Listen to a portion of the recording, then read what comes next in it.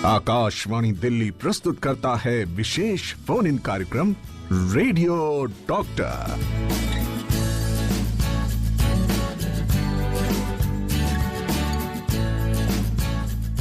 नमस्कार। Radio doctor का एक और नया अंक लेकर आ गई है आपकी दोस्त शालिनी मित्तल। स्वीकार करिए मेरा नमस्कार।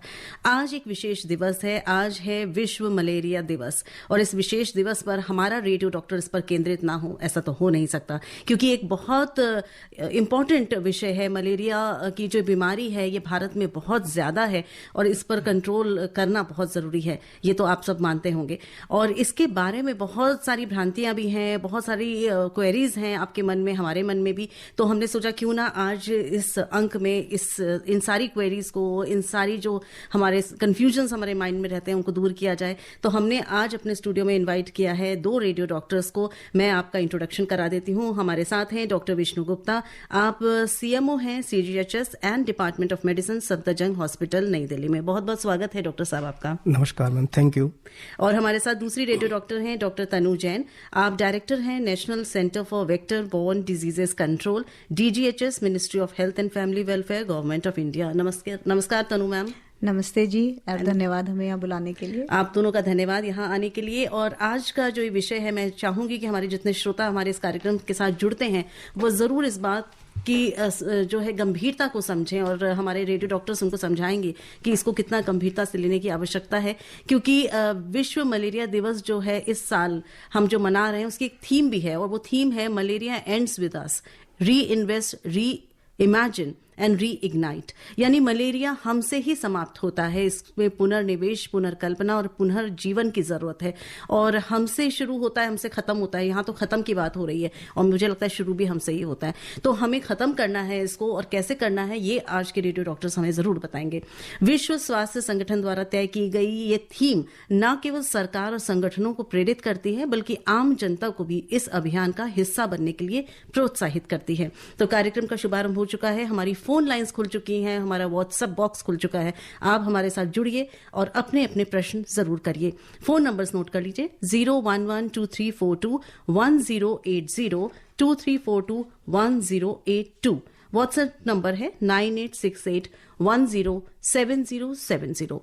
डॉक्टर तनु जैन, आपसे मैं सबसे पहले जानना चाहूंगी कि भारत में मलेरिया की क्या स्थिति है। अगर कुछ आंकड़े उपलब्ध हैं तो प्लीज बताएं। बिल्कुल। तो शालिनी जी, जैसे आपको पता होगा कि मलेरिया एक बहुत ही कॉमन बीमारी है और मेरे ख्याल से कोई भी ऐसा नहीं है जो मलेरिया की बीमारी के बारे में नहीं जानता होगा। तो जो आपको मैं बताना चाहूंगी कि national centre for vector borne diseases control है, जो कि ministry of health and family welfare का एक ऑफिस है। वहाँ पे हम 6 वेक्टर बोर्न डिजीजेस के बारे में प्रोग्राम चलाते हैं, जिसमें से कि मलेरिया एक ऐसा प्रोग्राम है जिसको कि विश्व में एलिमिनेशन के लिए under the sustainable development goal 2030 की डेट तय करी गई है। अच्छा। और भारत भी प्रतिबद्ध है कि हम इस डेट के अंदर में ही अपने कंट्री से मलेरिया एलिमिनेट करेंगे। तो ये बहुत ज़रूरी है कि इस तरह के डेज जब होते हैं तो इसमें हमारा एक फोकस जाता है। हाल ही में मलेरिया के ऊपर काफ़ी प्रोग्रेस हुआ है। अगर आप 2014 के बाद के आंकड़े देखेंगे तो लगभग 80% नंबर केसेस का डिक्लाइन हुआ है और 80% डेथ में भी डिक्लाइन हुआ है।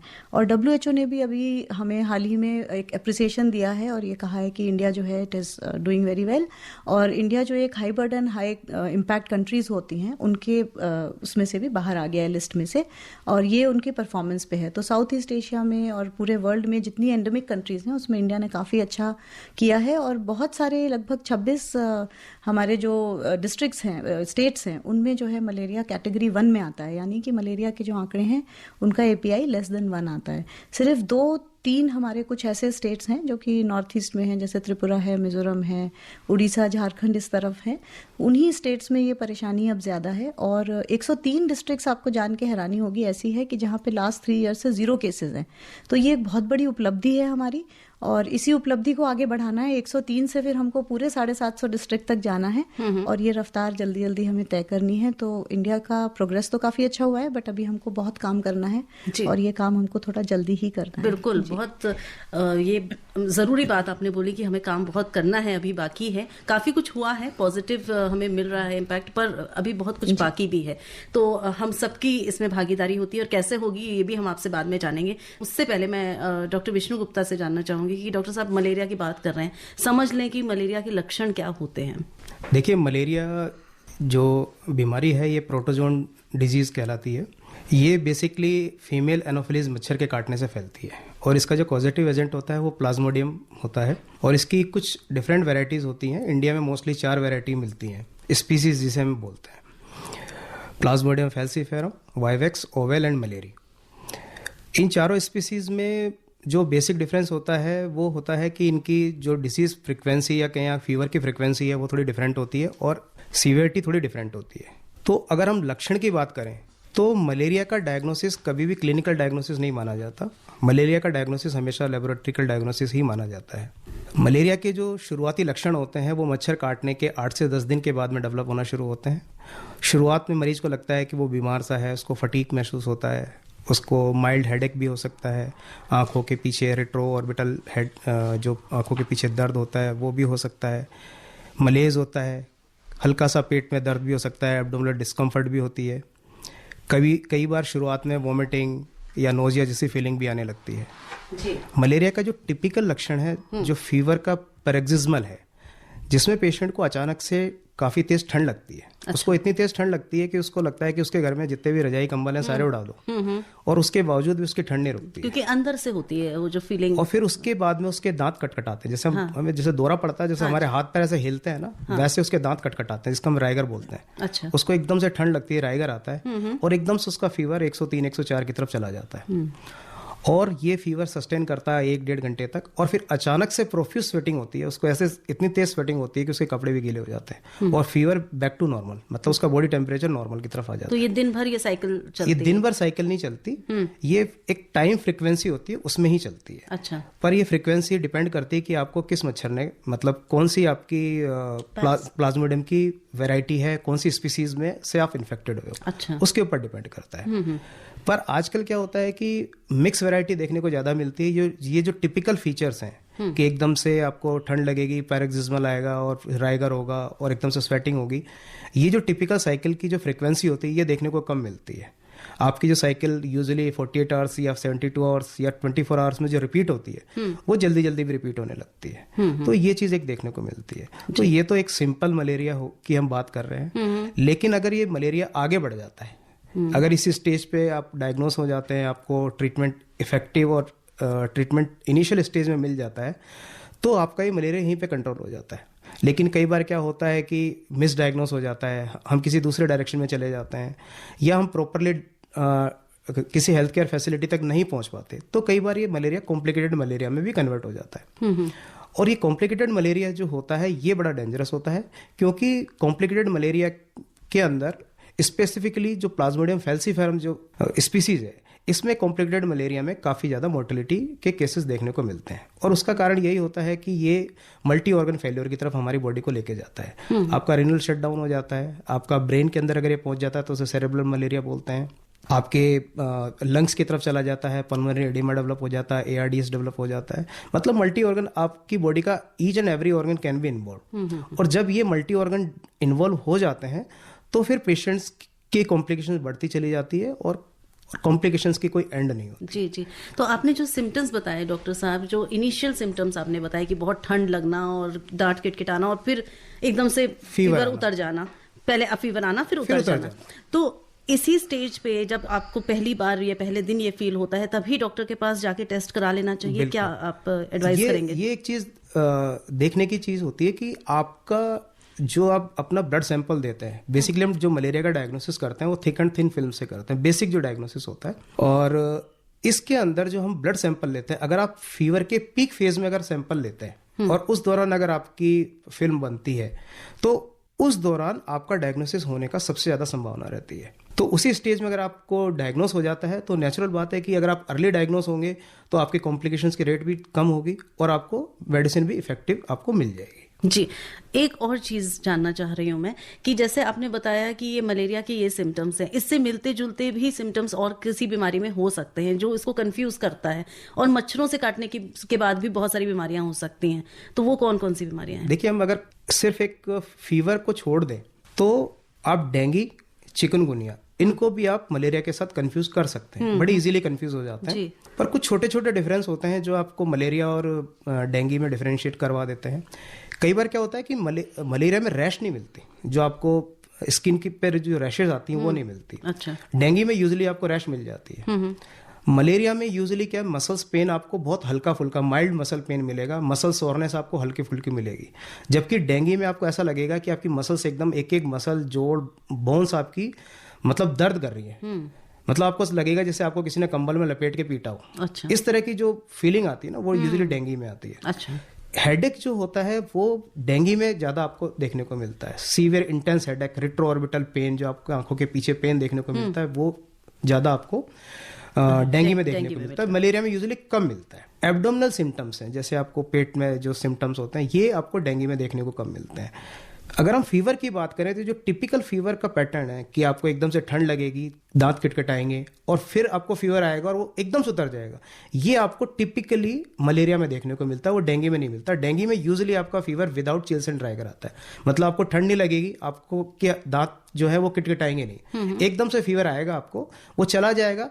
यूजुअली वो एकदम से सडनली प्रोफ्यूजली आपको स्वेटिंग के साथ डिक्रीज नहीं होता। तो ये डेंगू, तो ये एक मोटे मोटे डिफरेंस है। पर आप ये केवल क्लिनिकल बेसिस पे देख के ये नहीं कह सकते कि ये डेंगू होगा ये मलेरिया होगा। जी जी बिल्कुल। सिम्टम्स कई बार ओवरलैप बहुत ज्यादा करते हैं। और मेरा उद्देश्य भी यहाँ पर यही है कि हम जान लें कि इसके सिम्टम्स कैसे भिन्न हैं, पर ये कहीं हम ये नहीं कहना चाहते हैं कि आप अपने आप जज करें और अपने आप मेडिकेशंस करें। हम सिर्फ जानना चाहते हैं क्योंकि अवेयरनेस हमारे पास हो। पर जैसे ही आपको कोई सिम्टम लगे आप प्लीज डॉक्टर के पास जाएं, यही डॉक्टर साहब भी कह रहे हैं। तो यहाँ एक मैसेज हमारे पास आया है, इसको ले लेते हैं। यशपाल लिख रहे हैं द्वारका दिल्ली से, नमस्कार to both doctors and Shalini ma'am, thanks for this nice topic.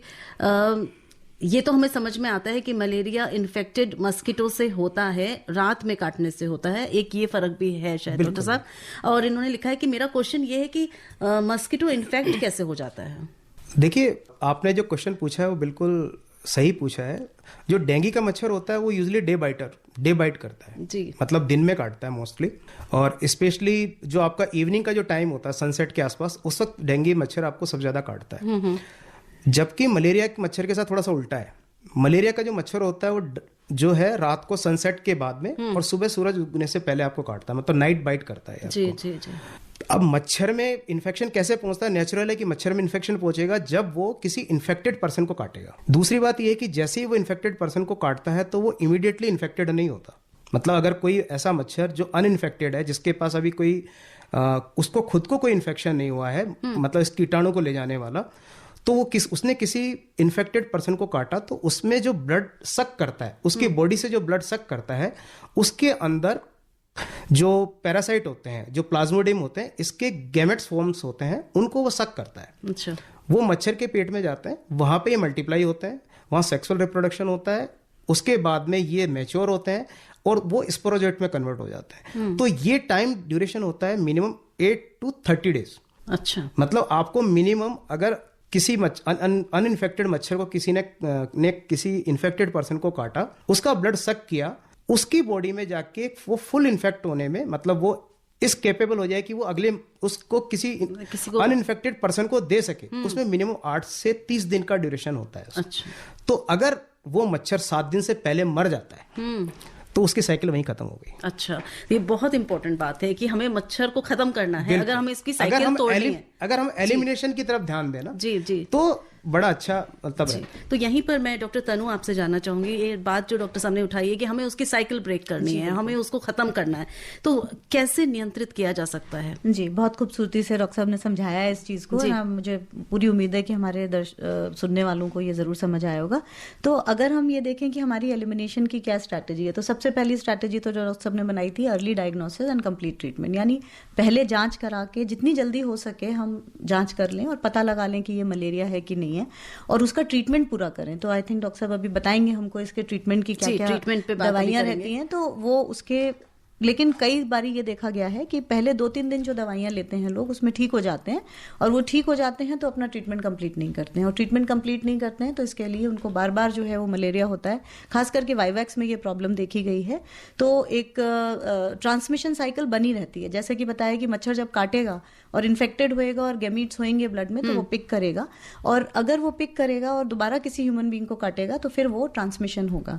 तो एक तो तरीका ये है कि हम पहले ही पता लगा लें, जितनी जल्दी हो सके सके डायग्नोस करें और जितनी जल्दी हो सके कंप्लीट ट्रीटमेंट दें, ताकि पूरा ट्रीटमेंट हो जाए और कोई स्टेज बचे ना ब्लड में जो कि मस्किटो उसको बाइट करके ले सके। दूसरा आपका है कि जो हमारे चारों तरफ गंदगी फैलती है और ये स्टैग्नेटेड वाटर में मच्छर पनपता है, तो वो इकट्ठा ना होने दें। वो बहुत ज़रूरी है कि अगर वो इकट्ठा नहीं होने देंगे तो मच्छर जो है वो नहीं पनपेगा।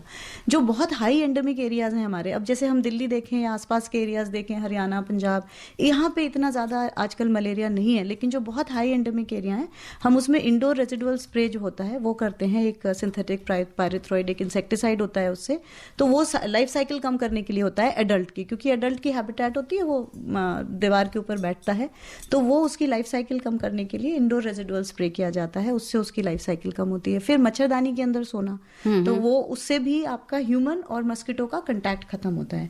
तो बेसिक थिंग्स आर कि आपको जल्दी अगर डायग्नोसिस हो गई, कंप्लीट ट्रीटमेंट हो गया, तो भी ट्रांसमिशन ब्रेक होगा।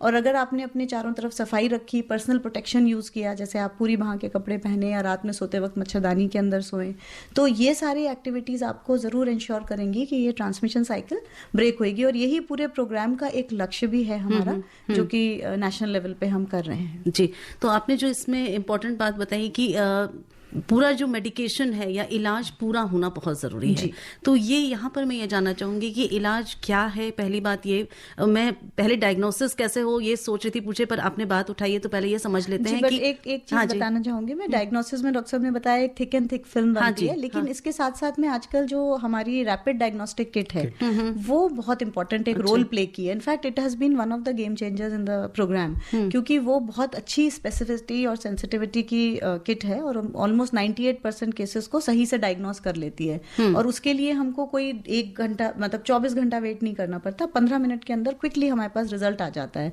और भारत सरकार द्वारा ये किट फ्री ऑफ कॉस्ट सारे स्टेट्स को दी जाती है, जहाँ पे कि ये किट लेके इवन घर घर जाके जो फीवर सर्वे होता है, तो घर घर जो आशा बहन जाती हैं हमारी, इवन अर्बन एरियाज में हमारी जो अर्बन आशा है और रूरल एरियाज में जो आशा जाती हैं, वो घर घर जाके आयुष्मान मंदिर, आरोग्य मंदिर के तहत में वो काम करती हैं और वो जाके ये फीवर जितने केसेस होते हैं उनको टेस्ट करती हैं। तो ये अर्ली डायग्नोसिस का एक बहुत अच्छा साधन बन गया है। और वो टेस्ट करके जैसे ही पॉजिटिव आता है तो पहली डोज एंटी मलेरियल ड्रग्स की वो वहीं दे देती हैं उनको। तो बस यहाँ पे खतरा यहीं आ जाता है कि अगर वो पहली डोज में पेशेंट बेटर फील करने लगता है तो आगे का ट्रीटमेंट नहीं लेता है। लेकिन हमारे प्रोग्राम के अंडर में आशा बहन को इस चीज के भी रेम्यूनरेशन या इंसेंटिव दिया जाता है कि वो उनका ट्रीटमेंट 14 दिन का अगर वाइवैक्स का है तो खत्म कराएं और 3 दिन में फैल्सिपेरम का ट्रीटमेंट खत्म कराएं। और ये एक अथक प्रयास हमारे यहाँ पे जी, ये बहुत अच्छा प्रयास है। मैं ये जानना चाहूंगी कि ये जो किट होती है, क्या ये सेल्फ इवैल्यूएट भी कर सकता है कोई आदमी कि उसको डॉक्टर या आशा बहन से ही करवाना चाहिए? नहीं, इस किट को सेल्फ इवैल्यूएट बिल्कुल नहीं करना चाहिए। ये डॉक्टर ही करेंगे। मोस्टली अगर आप हॉस्पिटल में जाएंगे तो आपको अधिकतर फिल्म बनाई जाएगी जो थिक और थिन फिल्म है, क्योंकि लैब टेक्नीशियंस रहते हैं। वैसे हमारा गवर्नमेंट ऑफ इंडिया का प्रोग्राम के अंतर्गत अपने नेशनल रेफरेंस लैब बनाई है जो कि हमारी पूरी कंट्री से कनेक्टेड है।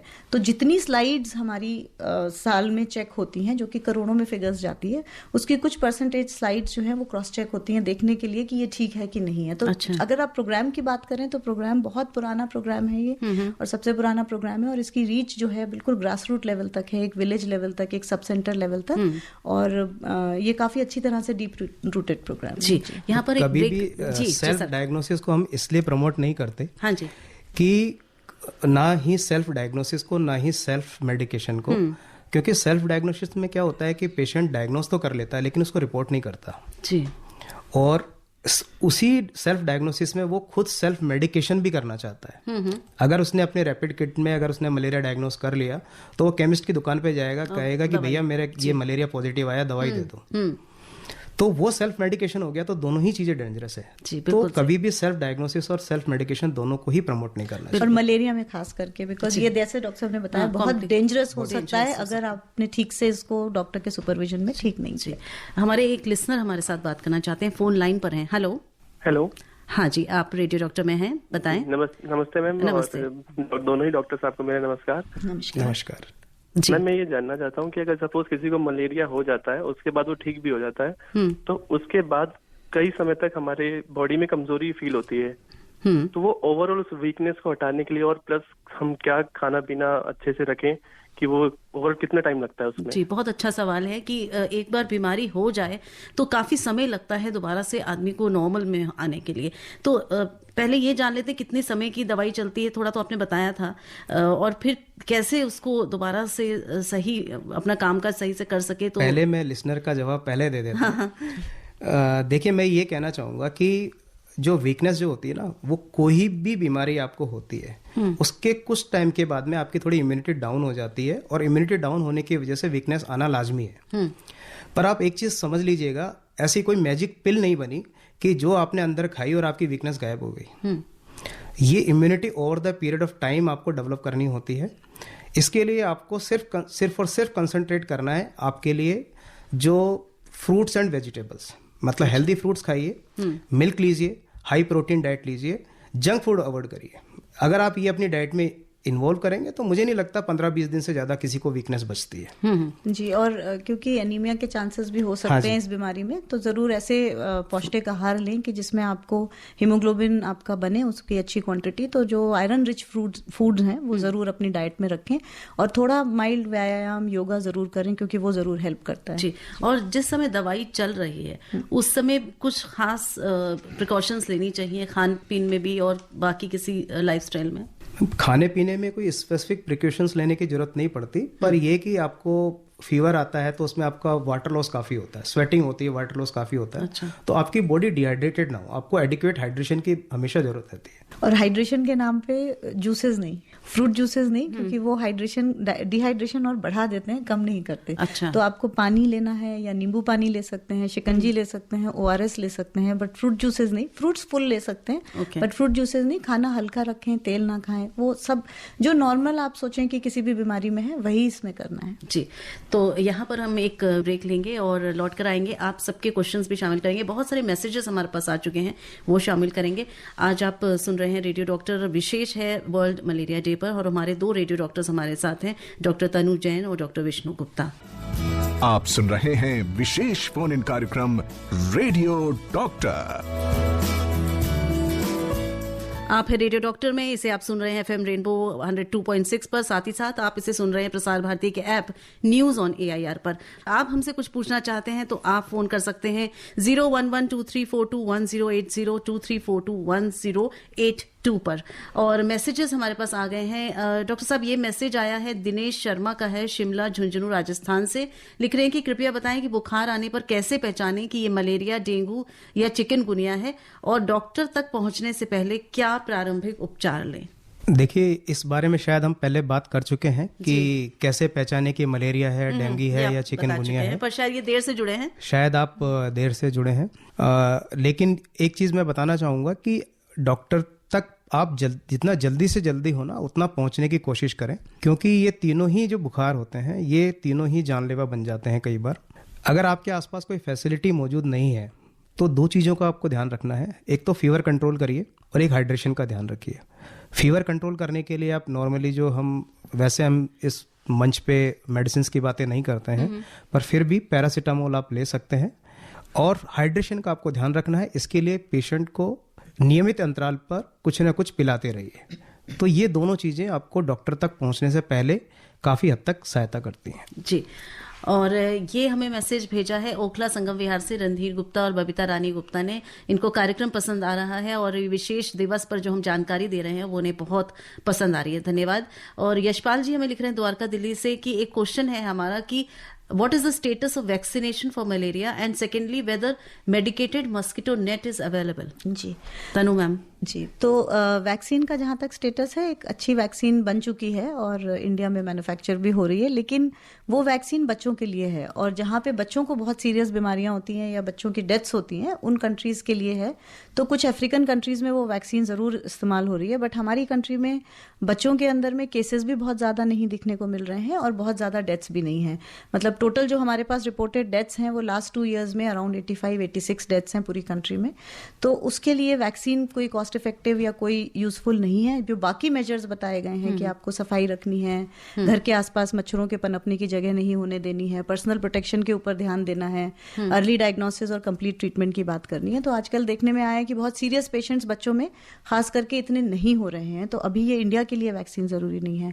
और जो आपने एक मेडिकेटेड बेडनेट की बात की, वो इंसेक्टिसाइड ट्रीटेड बेडनेट कहते हैं। उसमें इंसेक्टिसाइड को ट्रीट करके बेडनेट बनाया जाता है, लेकिन वो मार्केट में उपलब्ध नहीं है। वो प्रोग्राम के जरिए प्रोक्योर किया जाता है, और प्रोग्राम जो है वो सेंट्रली उसको प्रोक्योर करके जहां बहुत हाई रिस्क है मलेरिया का, जैसे मैंने आपको बताया कुछ नॉर्थ ईस्टर्न स्टेट्स हैं या जहां पे मलेरिया के इंसिडेंस केसेस बहुत ज्यादा हैं, तो वहां पे ये नेट्स जो है हम सेंट्रली प्रोक्योर करके वहां पे सप्लाई करते हैं। और उसका रीजन ये है कि अगर हम पूरे मार्केट में ओपन कर देंगे तो बहुत ये इंसेक्टिसाइड्स इतने ज्यादा हमारे पास नहीं है। मतलब जैसे दवाइयां हैं अब first generation, second generation, third generation, और उनसे रेजिस्टेंस आता जाता है, इसी तरह इंसेक्टिसाइड्स हैं कि इनसे भी रेजिस्टेंस आता है। तो जहां जरूरत नहीं है उसको लोग यूज करेंगे, और उसको यूज करने से इंसेक्टिसाइड में अगर रेजिस्टेंस आ गया तो जो हाई बर्डन एरियाज हैं वहां के लिए जो हमारे पास स्ट्रैटेजीज हैं वो कम पड़ जाएंगी। तो नॉर्मल बेडनेट यूज करें, उसके भी बहुत इफेक्टिव फायदा होता है उससे, वो आप यूज कर सकते हैं। और घर में जरूर स्क्रीन कराएं, जाली जरूर लगवाएं। मैं ये देखती हूँ बहुत सारे लोग अपने घर के खिड़कियों दरवाजों पे जाली नहीं लगवाते हैं, खाली ग्रिल लगी होती है, तो मच्छर शाम को अंदर आ जाते हैं और वो पर्दों के पीछे और इधर उधर छुप के पूरा दिन में बैठते हैं, और फिर रात होते ही वो काटना शुरू करते हैं। तो वो थोड़ा एक, जैसे आप कहते हैं, एक माइनर इंजीनियरिंग करेक्शंस हैं, वो जरूर करें। नालियां कवर्ड हो आपके घर के आसपास, पानी इकट्ठा ना हो, तो वो जरूर। जी, ये मेजर्स पर हम और विस्तार से बात करेंगे, हम प्रिवेंशन पे भी जब बात करेंगे। एक लिसनर वेट कर रहे हैं फोन लाइन पर। हेलो हेलो हेलो, हाँ जी, नमस्कार मैम। हाँ नमस्कार, अपना नाम बता दें। मैं जितेंद्र बोल रहा हूँ। जी, कहाँ से बोल रहे हैं जितेंद्र जी? अमरोहा से, उत्तर प्रदेश। जी जी, आप क्या पूछना चाहेंगे डॉक्टर साहब से? मैम मैं ये पूछना चाह रहा हूँ, मुझे अभी मलेरिया हुआ था, तो 8-7 दिन दवाई चली थी मेरी, और अब ठीक हूँ। वैसे सर में दर्द भी होता था पहले, अब थोड़ा हल्का है, पर दवाई बंद हो गई है। तो मैं ये पूछना चाह रहा हूँ, कमजोरी सी लग रही है सर। तो आप ये प्रश्न हमने अभी, हमारे इससे पहले जो कॉलर थे उन्होंने भी यही प्रश्न किया था, तो डॉक्टर साहब ने विस्तार से बताया था कि उनको क्या खाना चाहिए, क्या पीना चाहिए। आप देर से जुड़े हैं जितेंद्र जी? एक चीज मैं बताना चाहूंगी, मैम बता रही हैं कि इनकी दवाई अगर 7 से 8 दिन चली है तो इनका ट्रीटमेंट अभी शायद कंप्लीट नहीं है। तो ये जरूर जहाँ पे भी इनको मलेरिया डायग्नोज हुआ है वो पता कर लें कि वाइवैक्स था कि फैल्सिपेरम था। और अगर आपको प्राइमोक्विन की दवाई दी गई है तो वो आपको 14 दिन खानी होती है, और अगर आप नहीं खाएंगे तो ये बीमारी से आप बार बार ग्रसित होंगे। इसमें बहुत रिलैप्सेस होते हैं। जी, पूरी इंजेक्शन लगाए थे मलेरिया के। इंजेक्शन लगाए थे, अब मैं कह नहीं सकती इन्होंने कहाँ दिखाया है, क्योंकि जरूरत नहीं पड़ती है। देखिए, आपका जो जब डायग्नोसिस किया होगा ना डॉक्टर साहब ने, तो आपको बताया होगा कि आपको मलेरिया कौन सा वाला है, वाइवैक्स है या फैल्सिफेरम है। एक्चुअली हो सकता है वहाँ पे इस तरह की कोई फैसिलिटी मौजूद नहीं हो, पर यूजुअली ये फैसिलिटी हर सेंटर पे अवेलेबल होती है जो स्पीसीज डायग्नोस करती है। उसके पीछे लॉजिक सिर्फ ये होता है कि जो फैल्सिफेरम मलेरिया होता है, इसके अंदर एक साइकिल होती है जिसको हम प्री एरिथ्रोसाइटिक साइकिल होती है। वो साइकिल रिपीटेडली नहीं होती, जबकि वाइवैक्स के अंदर और मलेरिया के अंदर ये साइकिल में क्या होता है कि जब मच्छर आपको काटता है और आपकी बॉडी के अंदर ये पैरासाइट इनोकुलेट होता है, तो इमीडिएटली ब्लड में नहीं आता। सबसे पहले ये अपना डेवलपमेंट होने के लिए या मल्टीप्लाई होने के लिए लीवर में जाता है। जब ये लीवर में जाके मल्टीप्लाई करता है और फिर एक सर्टेन लेवल पे पहुंचने के बाद में आपके ब्लड में रिलीज होता है, और फिर ब्लड के अंदर अगेन 48 आवर्स की साइकिल या 72 आवर्स की साइकिल चलती है, जो डिपेंड करती है कि आपको क्या स्पीसीज ने काटा है। तो जब 48 आवर्स की साइकिल कंप्लीट होती है और जैसे ही वो पैरासाइट ब्लड में रिलीज होते हैं, उसी वक्त फीवर आता है। तभी तो हम कहते हैं कि आपका जो मलेरिया का फीवर है वो 48 घंटे में आ रहा है या 72 घंटे में आ रहा है। वो इसी लॉजिक के पीछे डिपेंड करता है। अब ये मुझे 3-4 दिन तो रोज आया था। वो इसीलिए मैं आपको बता रहा हूँ कि आजकल मिक्स इन्फेक्शन ज़्यादा देखने को मिलता है, कि मरीज को वाइवैक्स और फैल्सिफेरम दोनों एक साथ देखने को मिलता है। अब इसमें क्या होता है कि जो फैल्सिफेरम मलेरिया होता है, इसमें एक बार जब लीवर के अंदर साइकिल कंप्लीट हो गई तो सारा का सारा आपका जो लोड होता है वो ब्लड के अंदर आ जाता है, मतलब आरबीसीज के अंदर ये चलता रहता है। उसमें जो हिपेटिक साइकिल होती है वो कंप्लीट हो जाती है। जबकि वाइवैक्स में और मलेरिया में क्या होता है कि आपका उनके कुछ कीटाणु आपके शरीर में अंदर छुप जाते हैं, लीवर की सेल्स के अंदर जाके छुप जाते हैं। आप मलेरिया से आपने ट्रीटमेंट लिया, मलेरिया का ट्रीटमेंट आपका कंप्लीट हो गया, लेकिन ये जो कीटाणु होते हैं वाइवेक्स और मलेरिया वाले, ये आपके लीवर में छिपे रहते हैं। तो जो मैडम बार बार स्ट्रेस कर रही है कि आपको कंप्लीट ट्रीटमेंट लेना होता है, जो प्राइमाक्यून की जो डोज दी जाती है वो इसी लॉजिक के लिए दी जाती है कि वो हिपेटिक जो साइकिल सेल्स होती हैं, जो कीटाणु के जो हिपेटिक फॉर्म्स होते हैं, उनको जाके डिस्ट्रॉय कर सके। क्योंकि अगर उनको आपने डिस्ट्रॉय नहीं किया तो अगली बार हो सकता है कि आपको बिना मच्छर काटे भी मलेरिया हो जाए। अच्छा। क्योंकि आपकी वो लीवर के अंदर, आपकी बॉडी के अंदर तो ऑलरेडी मौजूद है ही, जैसे ही आपकी इम्यूनिटी डाउन होती है वैसे वो रीएक्टिवेट हो सकते हैं। अच्छा। तो इसीलिए हम बार बार ये स्ट्रेस देते हैं कि किसी भी चीज का आप ट्रीटमेंट लें, उसका कोर्स पूरा करें। इसीलिए हमारा बार बार स्ट्रेस रहता है। कई बार हमने देखा है कि पेशेंट 2 दिन की एंटीबायोटिक लेता है, उसको ठीक लगने लगता है, छोड़ देता है, इससे एंटीबायोटिक रेजिस्टेंस डेवलप होना शुरू हो जाता है। तो कोर्स पूरा करने के पीछे लॉजिक, कोई ना कोई लॉजिक जरूर होता है। मलेरिया के अंदर ये लॉजिक ये है। अच्छा। एक बार आप अपने नियरेस्ट सरकारी अस्पताल में जरूर जाके दिखा लें कि आपको कौन सा मलेरिया था और कितनी दवाई और खानी है, तो वो डॉक्टर साहब आपको जरूर राय दे पाएंगे। जी। एक और हमारे कॉलर हैं। हेलो। हेलो जी। हाँ, मैं अभिषेक राठौड़ बोल रहा हूँ दिल्ली से। जी जी। मैं मैडम ये पूछना चाह रहा था कि जैसे हम लोग दवाइयाँ तो ले लेते हैं, मलेरिया से उपचार कर लेते हैं, बट घर में हम क्या क्या कर सकते हैं, घर में क्या उपचार कर सकते हैं, कोई और तरीके हो जिससे मलेरिया से बच सके? बचने की बात कर रहे हैं तो अभी हम प्रिवेंशन पे बात करेंगे। कुछ अभी कहना चाहें तनु मैम? वैसे तो मैंने काफी कुछ ऑलरेडी बताया है प्रिवेंशन पे, लेकिन क्योंकि अगर हम लोग ये सब चीजें कर लेते तो शायद आज हमारी ये स्थिति ना होती। तो मैं फिर से यही बताना चाहूंगी कि मच्छर के काटने से ये बीमारी होती है, और मच्छर गंदे पानी में, स्टैग्नेंट वाटर में, आसपास की गंदगी में ये पनपते हैं और ये वहीं ब्रीड करते हैं। तो सबसे इम्पोर्टेंट तो ये है कि हम लोग, पिछली बार भी शालिनी जी जब मैं आई थी और आपने मुझे इस प्रोग्राम के लिए भी बुलाया था और डेंगू के लिए भी बुलाया था, सबसे इम्पोर्टेंट ये है कि as citizen of this country हमें बहुत साफ सुथरा रहने की आदत डाल लेनी चाहिए। और कोई ज़रूरी नहीं है कि हमारे घर के आसपास अगर गंदगी हो तो हम कोई एक्शन नहीं ले सकते। बहुत सारी चीज़ें हैं जो आप कर सकते हैं। तो सबसे पहले तो आपको सफाई रखनी है। दूसरी बात, पर्सनल प्रोटेक्शन। रात में आप पूरी भाँ के कपड़े पहन के सोएं। खास करके बच्चे और गर्भवती महिलाओं को मच्छरदानी के अंदर पूरी कवर्ड कपड़ा पहना के जरूर सुलाएं, क्योंकि ये बीमारी अगर बच्चों में और गर्भवती महिला में हो जाए तो ये ज्यादा भयानक रूप भी ले सकती हैं। दूसरा जो है, आप जो भी बुखार होता है उसको लाइटली ना लें। अगर 1-2 दिन के अंदर आपको लगता है कि ठीक नहीं हो रहे हैं, परेशानी है, तो जरूर डॉक्टर को दिखाएं और जांच कराएं, और जांच कराने के बाद जितनी दवाई दिन के लिए बताई गई है वो जरूर लें।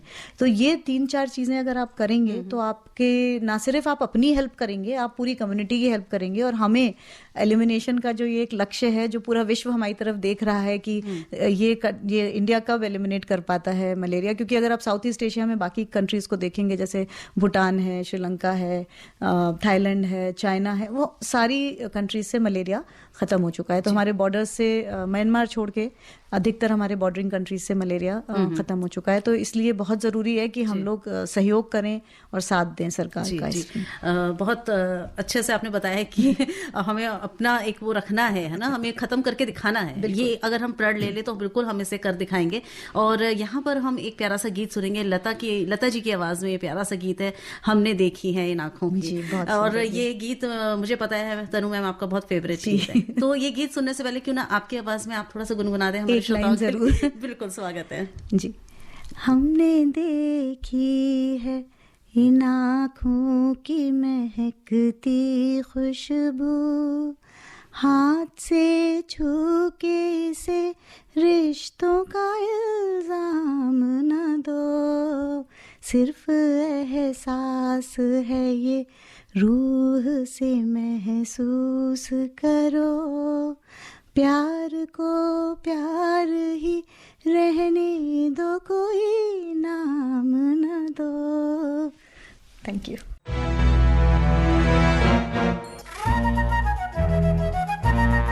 इस भागती दौड़ती जिंदगी में भी तन और मन को निरोग किया जाए। क्यों ना रेडियो डॉक्टर सुनकर स्वस्थ रहा जाए। रेडियो डॉक्टर प्रतिदिन दोपहर 3 बजे FM रेनबो 102.6 मेगाहर्ट्ज पर।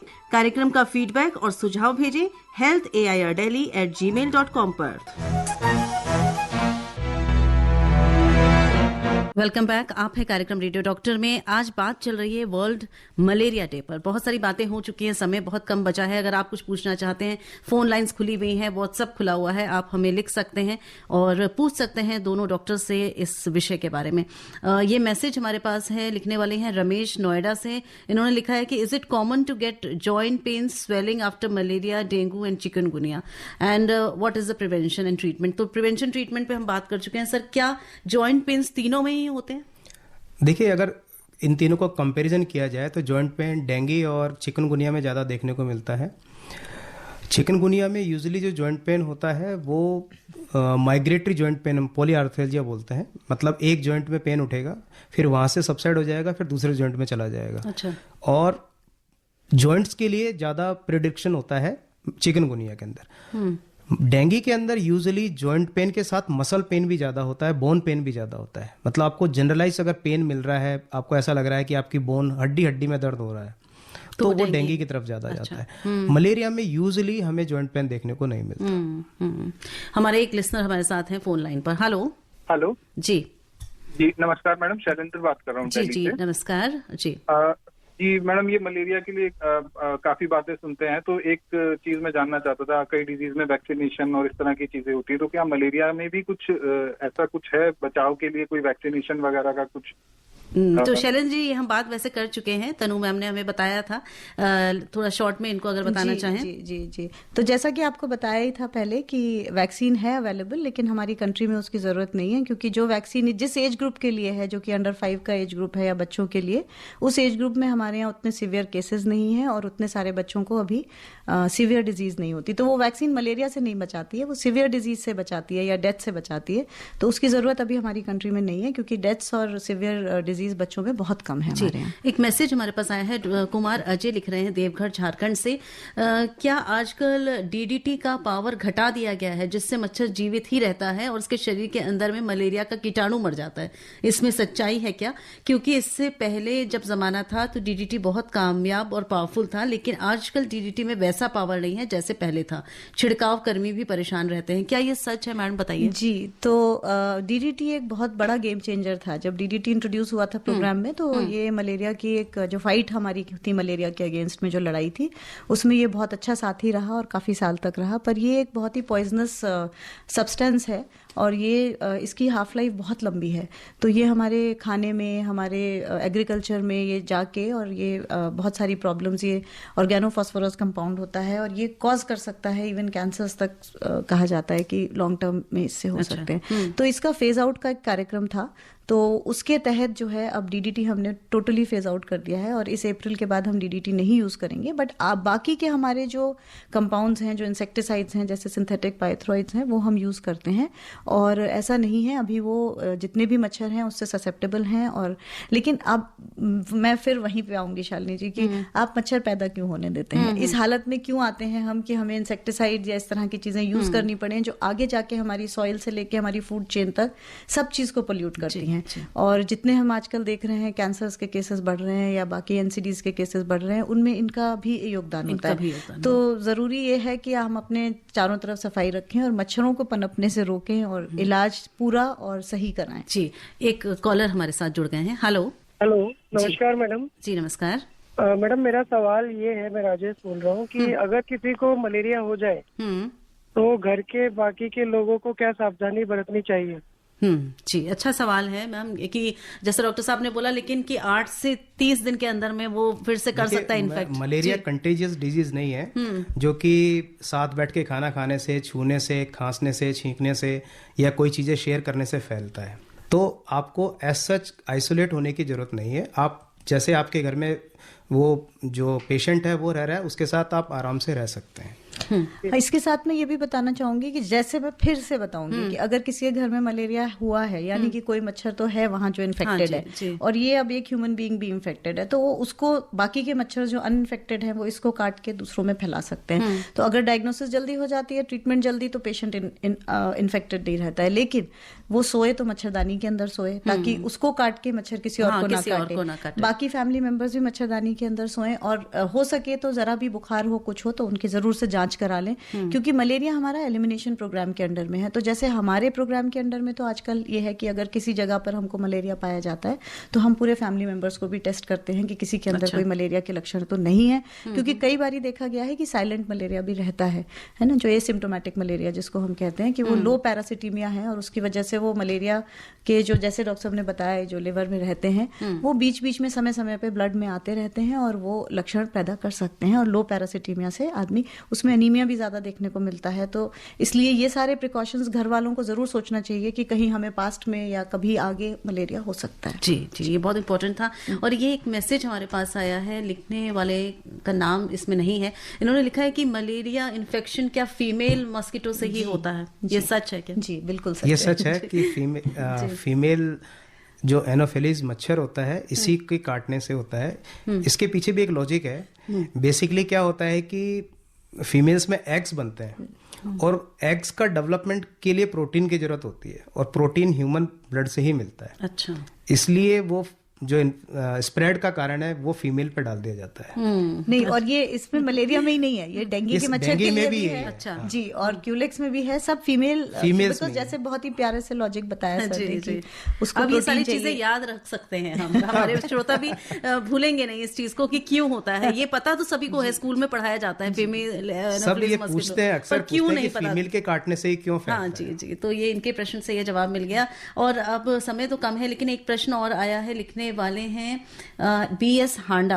इन्होंने सिर्फ ये लिखा है कि आप सिचुएशन बता रहे हैं, मलेरिया को हमें एलिमिनेट करना है, ये भी बता रहे हैं साल भर क्या करना चाहिए। और हम अब वहीं आ गए हैं कि हमें प्रिवेंशन पर ही बात करनी है। मैम आपने भी कहा कि वही एक तरीका है कि हम इसको कर सकते हैं, और स्वास्थ्य कर्मियों का साथ भी देना चाहिए। जैसे इन्होंने एक सवाल पूछा था कि ये इंसेक्टिसाइड जो है इनफेक्टिव हो गया है क्या? नहीं, इनफेक्टिव नहीं हुआ है, लेकिन जब हमारे स्वास्थ्य कर्मी घर घर जाते हैं जो हाई एंडेमिक एरिया है और वहां छिड़काव करने की बात करते हैं तो बहुत ज्यादा कोऑपरेशन भी नहीं मिलता है। कोई कहता है तो मेरी किचन है मैं नहीं कराऊंगा, यहाँ तो मेरा पूजा घर है मैं नहीं कराऊंगा। तो क्या है कि मच्छर एक जगह से जाके दूसरी जगह में बैठ जाता है और फिर जब 6 हफ्ता या महीना या 3 महीना बाद उसका इफेक्ट थोड़ा कम होने लगता है तो वापस वहां ब्रीडिंग शुरू हो जाती है।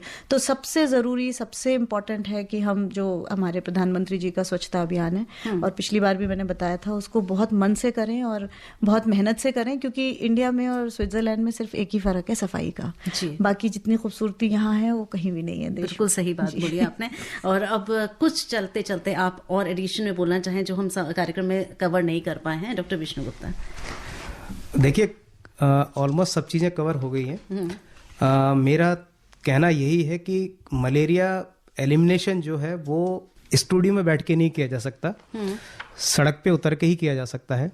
और ये एक कम्युनिटी प्रोग्राम है, मेरा और आपका नहीं है, पूरे देश का, हर कम्युनिटी का प्रोग्राम है। तो हम सब मिलकर अगर हाथ बटाएंगे, एक दूसरे का साथ देंगे, एक दूसरे के साथ कोऑपरेट करेंगे, तो मलेरिया, डेंगू ऐसी कोई बीमारी नहीं है जिसे हम एलिमिनेट ना कर सके। हमने पोलियो भी तो एलिमिनेट किया है, तो मलेरिया किस चीज क्यों नहीं कर सकते? क्यों नहीं कर सकते? बिल्कुल, ये क्वेश्चन हमें अपने आप से पूछना है, क्यों नहीं कर सकते? बिल्कुल कर सकते हैं। मैम आप कुछ कहेंगी? जी बिल्कुल, और इसमें मैं यही कहना चाहूंगी कि जितनी भी वेक्टर बॉर्न बीमारियां हैं या वाटर बॉर्न बीमारियां हैं जो पानी से फैलती हैं, जैसे cholera, typhoid, all those kind of बीमारियां, और वेक्टर वाली बीमारियां, मलेरिया हो, चाहे कालाजार हो, चाहे लिम्फेटिक फाइलेरियोसिस, जैसे हाथी पांव पे भी एक बार हमने डिस्कशन किया था, तो ये सारी बीमारियां गंदगी की वजह से ही ज्यादातर होती हैं। तो सफाई बहुत इंपॉर्टेंट है और वो हर कोई कर सकता है। हर कोई डॉक्टर नहीं बन सकता, हर कोई इलाज नहीं कर सकता, बट अपने आसपास की सफाई तो रख सकते हैं और मच्छर ना ब्रीड करें, वो सारे प्रयास कर सकते हैं। तो मेरी फिर से अपील रहेगी कि आप लोग प्लीज अपने अपने घरों के आसपास सफाई रखें और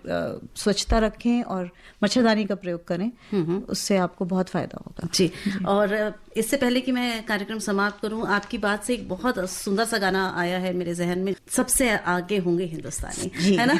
चाहे जो भी है, जैसा आपने बोला कि कोई कमी नहीं है हमारे देश में, लेकिन सिर्फ यही है कि अगर हम इस एहसास, हमारा माइंडसेट, बिल्कुल हमें अपने दिमाग में अगर सोच लिया, ठान लिया कि हम सबसे आगे हैं, तो सबसे आगे होके दिखाएंगे। जी, इजाजत चाहती हूँ मैं इस कार्यक्रम को आज समाप्त करने की। आज ये विशेष कार्यक्रम हमने केंद्रित किया वर्ल्ड मलेरिया डे पर। हमारे आज के रेडियो डॉक्टर्स रहे doctor Vishnu Gupta, CMO at CGHS and department of medicine Safdarjung hospital, doctor Tanu Jain, director national centre for vector borne diseases control, DGHS, ministry of health and family welfare, government of India. आप दोनों को बहुत बहुत धन्यवाद यहाँ आने के लिए। धन्यवाद। और स्वीकार करिए शालिनी मित्तल का भी नमस्कार। नमस्कार। नमस्कार। अभी आप आकाशवाणी दिल्ली से विशेष फोन इन कार्यक्रम रेडियो डॉक्टर सुन रहे थे। कार्यक्रम की प्रस्तुतकर्ता थी शालिनी मित्तल।